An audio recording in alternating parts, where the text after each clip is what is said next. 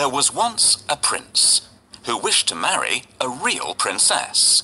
So he went on a long journey to find one. But every princess he met did not seem like a real princess. I must find a real princess, he said to himself. I will only marry a real princess. As the prince journeyed home, he was very sad. He told the king and queen that he had met many princesses, but that he could not find a real princess.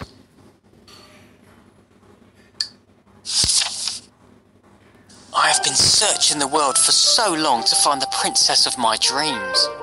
I haven't liked any of the ones I've met so far. What if I never find the love of my life?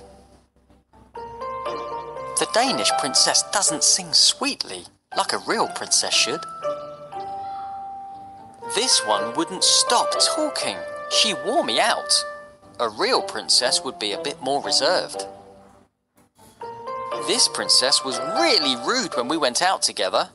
She was far too nosy and kept asking how rich I was. This princess is from the distant kingdom of 3 Nines. She doesn't care how she looks. This princess doesn't know any good stories or fables. Life would be really boring with her. This princess's yawn is so loud. It's like a foghorn. What's more, she doesn't even cover her mouth. Here's the princess from the kingdom next door. You should see her terrible table manners.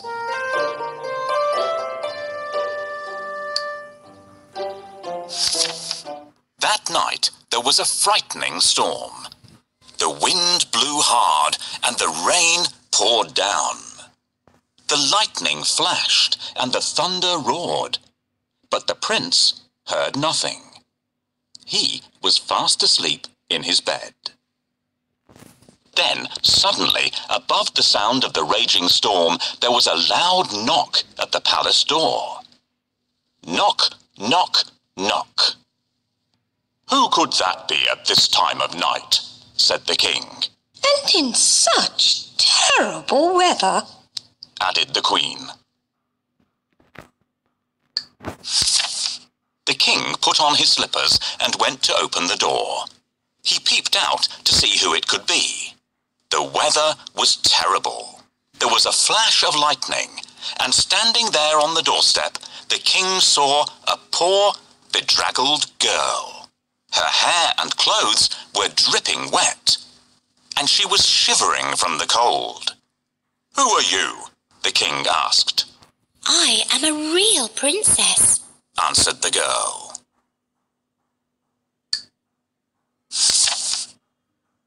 One stormy night, a cold and frightened princess appeared at the palace door. "Who is this beautiful girl who has arrived at our palace? Why has she walked there in such bad weather? She should try ringing the bell so that the servants will open the door. Please let me in." She needs to ring the melody on bells.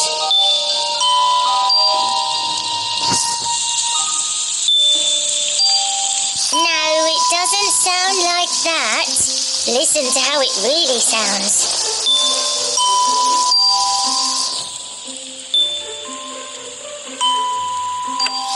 Nobody should be out in such a terrible storm. Good evening, Your Majesty. Please may I spend the night in your palace? I'm soaked through. Why not? It's freezing and you're shivering all over. I'm sure you'll catch a cold. Thank heavens I happened to find the house of such kind and generous people. Do you see what's happened, children? Never wander off on your own, or you'll get lost, just as this young lady did.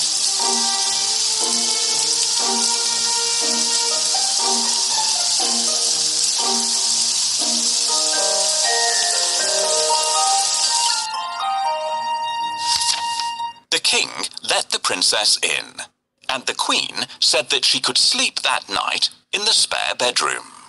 The princess was grateful and thanked the king and queen for their kindness.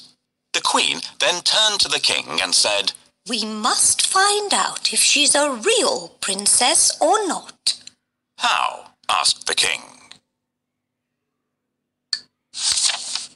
Without saying a word, the Queen went to the spare bedroom and took off all the bed covers. She then took a small, hard, green pea from the kitchen cupboard and placed it under the mattress.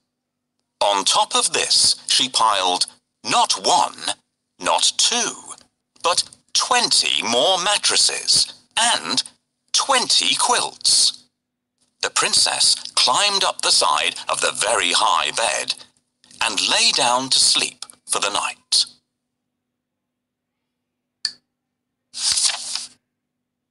The girl with wet hair and a dirty dress didn't look anything like a princess, but she was invited to stay in the best guest room of all. The princess can sleep here tonight, but I'm going to put a pea under the mattresses. If she notices it, we'll know that she is a real princess. Now, where did I put that pea? Will you help me look for it? Try under the chair. No, it's not there. Perhaps our little kitten played around with it. Oh, I wish they'd leave me to get some sleep. What are you looking for, Your Majesty? I can't find it here either. I might have put it in the drawer. Check in there.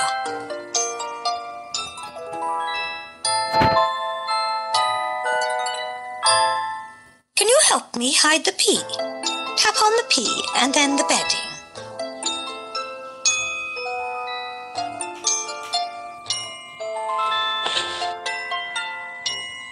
Well done, everyone.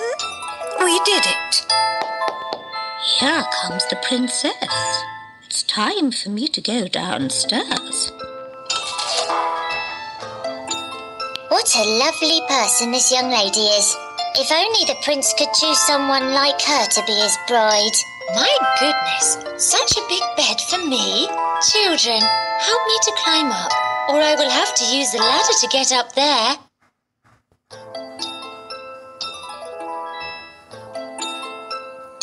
Thank you, children. I have never slept on such an uncomfortable bed. It feels as if I'm lying on a mattress made from rocks.